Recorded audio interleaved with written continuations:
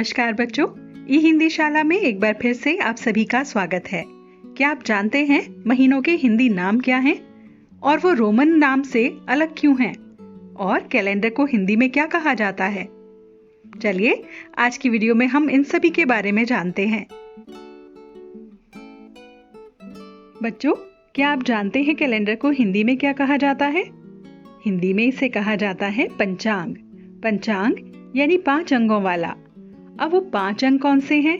5 अंग हैं तिथि, वार, योग, नक्षत्र और करण। पंचांग में भी 12 महीने होते हैं और हर महीना 15 दिनों के 2 पक्ष में बटा हुआ होता है। पहला होता है शुक्ल पक्ष और दूसरा होता है कृष्ण पक्ष। शुक्ल पक्ष 15 दिन का होता है और कृष्ण पक्ष भी 15 दिन का होता है। शुक्ल पक्ष में चांद बढ़ना शुरू होता है और बढ़ते बढ़ते 15वें दिन हो जाती है पूर्णिमा यानी कि फुल मून, और कृष्ण पक्ष में चांद घटना शुरू होता है। घटते घटते 15वें दिन वो आकाश से गायब हो जाता है। उस दिन होती है अमावस्या यानी कि नो मून। विक्रम संवत से 12 महीने का 1 साल और 7 दिन का 1 सप्ताह होने का प्रचलन शुरू हुआ था। ये भी बहुत महत्वपूर्ण जानकारी है क्योंकि वैदिक कैलेंडर यानी कि वैदिक पंचांग सूर्य और चंद्रमा तथा अन्य नक्षत्रों की गति के आधार पर बनाया जाता है। इसीलिए ये अंग्रेजी के कैलेंडर से भिन्न होता है। इसके महीने भी कुछ भिन्न होते हैं। आइए जानें उनके बारे में। पहला महीना आता है चैत्र। चैत्र को देसी भाषा में चैत भी कहा जाता है और ये मार्च और अप्रैल के बीच में आता है। दूसरा महीना है वैशाख। वैशाख को बैसाख भी कहा जाता है और ये अप्रैल और मई में पड़ता है। तीसरा महीना है ज्येष्ठ या जेठ, जो कि मई और जून के बीच में आता है। अगला महीना आता है आषाढ़।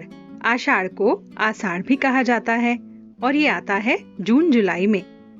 श्रावण यानी सावन ये आता है जुलाई और अगस्त में। भाद्रपद यानी कि भादों अगस्त और सितंबर में आता है। अगला है आश्विन। आश्विन आता है सितंबर और अक्टूबर में। कार्तिक यानी कार्तिक अक्टूबर और नवंबर में। अगला महीना है अग्रहायण यानी अगहन, जो कि नवंबर और दिसंबर में आता है। इसके बाद आता है पौष। पौष यानी कि पूस, जो दिसंबर और जनवरी में आता है।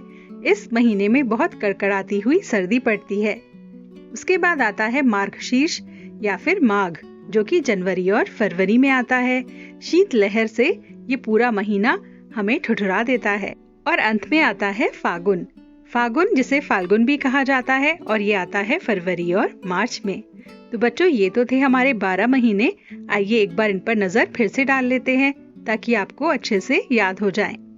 वैदिक यानी भारतीय महीनों के नाम हैं चैत्र, वैशाख, ज्येष्ठ, आषाढ़, श्रावण, भाद्रपद, आश्विन, कार्तिक, मार्गशीर्ष, पौष, माघ और फागुन। बच्चों, एक बार ध्यान रखिए कि अपना देश और अपनी संस्कृति से बढ़कर कुछ भी नहीं होता। सबसे पहले अपने देश के बारे में जानिए, उसकी सभ्यता के बारे में जानिए। दूसरे देशों की बातें जानना और सीखना बहुत अच्छी बात है, लेकिन पहले अपनी चीजों से, अपनी संस्कृति से, अपनी परंपराओं से परिचित होना बहुत जरूरी है।